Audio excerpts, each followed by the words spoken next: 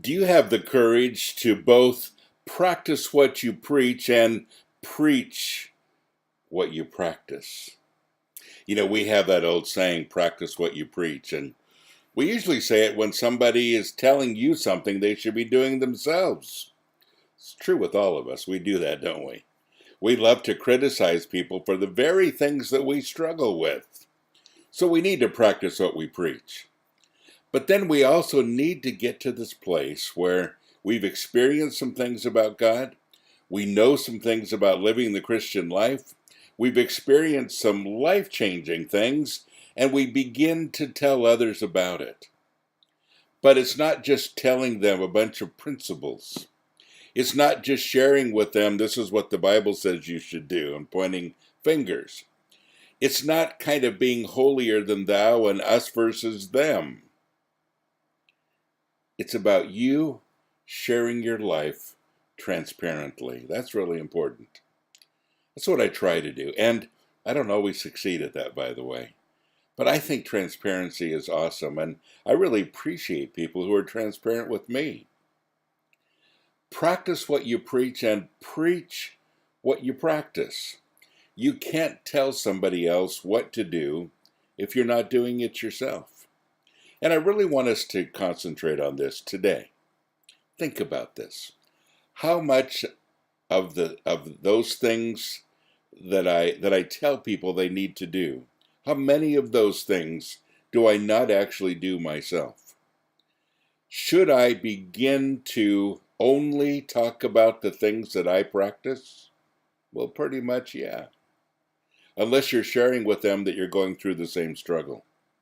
Because otherwise, folks, we just come off as phony, and I don't want to listen to people like that, and neither do you. When you see somebody who's not practicing what they're preaching, wow, you don't listen to them. You don't give them the time of day because they're not credible. And for some reason, we feel like we're supposed to just throw the gospel out there and point our fingers at people and say, this is what you need to be doing, instead of actually doing it ourselves. Paul said, follow me as I follow Christ. I love that. In other words, he says, I'm not perfect. I keep getting things wrong. In fact, he went on to say, the things that I want to do, I don't do. The things I don't want to do, I end up doing. He says, who will save me from this vicious cycle? Jesus.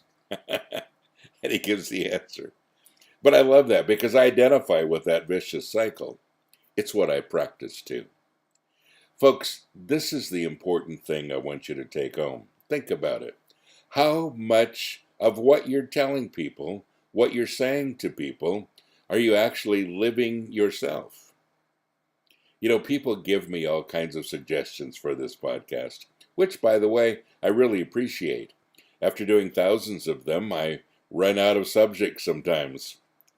But there are some that I don't do. I'm convicted about them. I realize that I struggle in the same area, and I'm not a spokesperson for that area. There are the things that I really don't know that much about, and so I can't speak as any kind of authority. I can only really talk about the things that I practice, the things that I understand, and sometimes that I tell you, here's an area that I'm working on too, and here's some things that I've learned so far, and I still have some struggles. I think that's the kind of transparency and honesty that I appreciate with people and that others appreciate with me. And I think you're the same way. So again, this is our food for thought today. How much of what you're saying is actually what you're practicing? God bless you. Have a great day.